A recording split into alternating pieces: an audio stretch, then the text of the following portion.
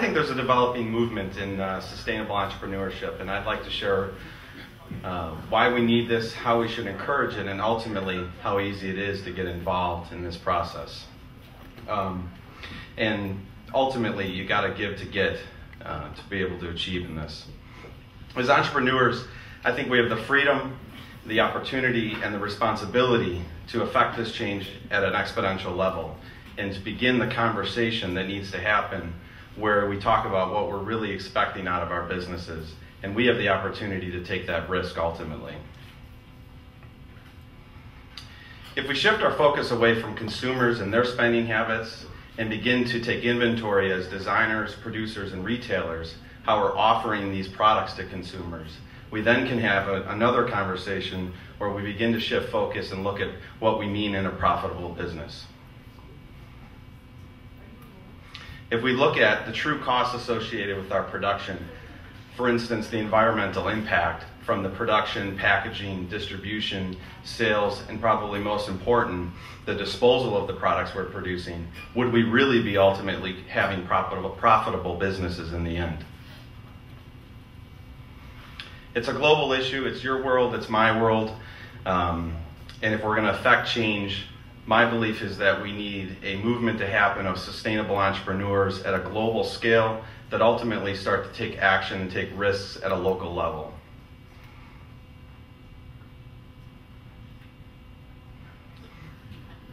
Yeah.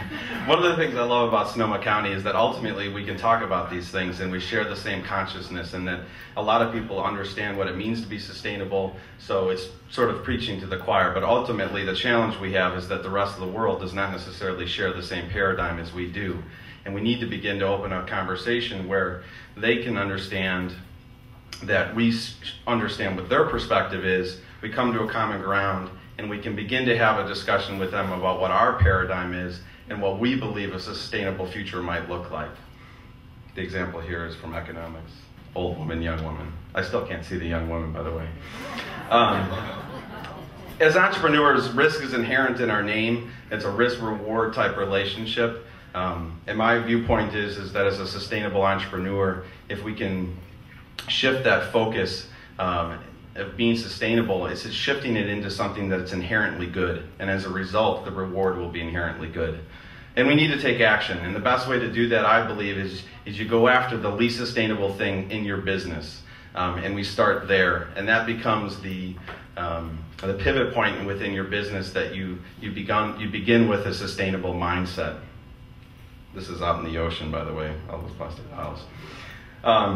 And if we look at our business in a holistic approach and we start to take a look at the production process, the sales process, and we can start to look at that and say, how do we create this so that it fits in line with the vision and mission we have for our company, and ultimately what we would like our company to look like if it was a sustainable company.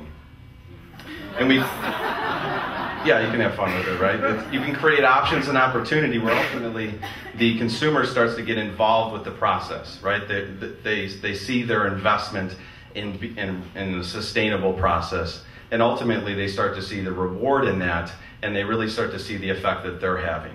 And this requires an investment. So as entrepreneurs, we need to make the capital investment in the sustainable process first, and understand that that's the foundation upon our business will be built. These are Italian refillable bottles. Love that. And it's not really efficient usually when you're building a sustainable business. We've had years of experience to perfect the most efficient production processes available. We need to take that knowledge and experience now and begin to shift that and use that in our sustainable business models that we create. And everyone's will be different, obviously. And if we want this process and movement to last, I believe we need to cultivate an open and creative environment so that we as a group can continue to inspire each other. This is pretty inspiring, I think. And motivate each other to keep this process going so that it doesn't seem so dull and dry, and that ultimately it's an engaging process. And this is what I believe is the most important, is that in order for this to really have an exponential effect, we need to engage our industry, engage our fellow small businesses around us, and start to share our mistakes, our successes, and ultimately share the experience together. Yeah. This was my answer to, there's a lot of questions you get along the way and you're not going to know the answer to them, and that's all right, because clearly no one expects you to know the answers all the time. But the idea is we're being open and honest about that. We're not pretending to know the perfect answer or the perfect solution, and certainly naysayers are going to come along the way. I wish I had your criticism slide right now, by the way. That was a lot better. And what we're saying is what we know didn't work in the past, and we're going to work towards a better solution. And that's really the way to sort of take the wind out of the sails of our naysayers along the way. And let's give it away for free is what I say.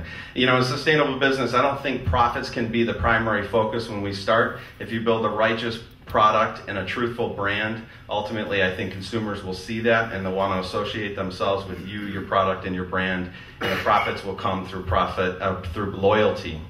And keep it real.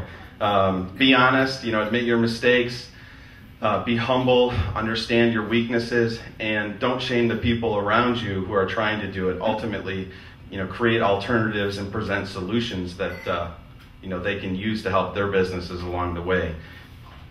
And enjoy the process. It can be a lot of fun, and running a creative business, certainly is very enjoyable, and ultimately requires you to walk the talk.